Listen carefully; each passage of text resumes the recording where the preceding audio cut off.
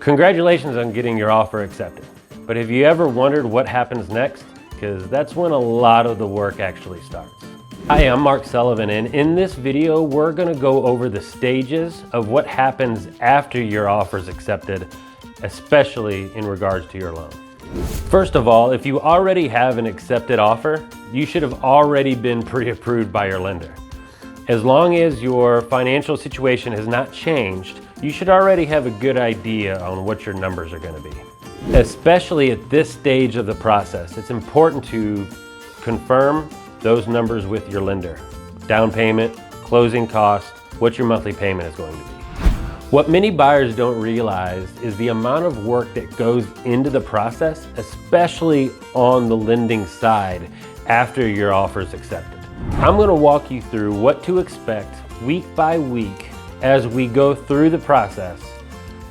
It's normally about 30 days from the time you get an accepted contract to the time of closing, but that can always be negotiated. The first thing you're going to do after your offer is accepted is put down earnest money. Earnest money is just a good faith deposit that allows the seller to take the house off the market while we work on your loan. Now, your earnest money is going to be protected, and at the end of the transaction, it's counted, towards your down payment or closing costs. Also, I can't express how important it is that you get this contract to your lender. We can't do anything without it. One of my favorite things to do when we get a contract is to call my client and go over these numbers one more time. Go over how much money is going to be needed at closing and what monthly payment you might expect. If you've already been through our certified homebuyer program, there won't be a whole lot of action to take right this minute. As we get to week 2, our focus moves more towards the title and appraisal. Now, both of these are extremely important and will protect you and your lender moving forward that the asset is a good asset to invest in. An appraisal is when we send a third-party appraiser that's not connected to anybody else in the process to determine what the value of the home is compared to other homes in the area. The reason for this is your lender is not going to want to over-finance the property, just like you don't want to overpay for it. One of the most misunderstood things is the title process. And this is to make sure that there's no liens against the property or encumbrances or anything that would cause issues in the future or make the home unfinanceable in the future or more difficult for you to sell. Now, as we go through this process, if we're missing anything from you, we'll make sure that you know about it.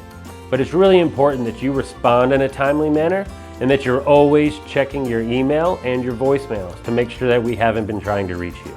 As we get to week 3, this is typically when your loan reaches final approval, or we like to call it clear to close.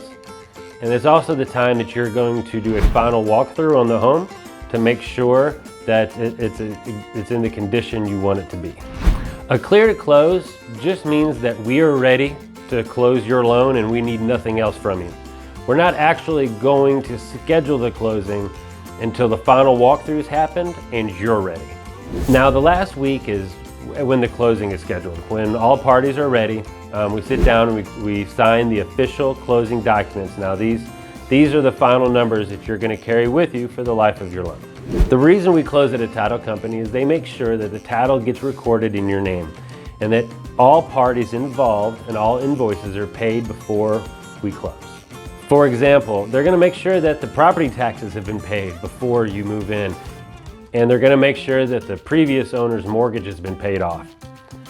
That way you come into a clean home, free of any encumbrances.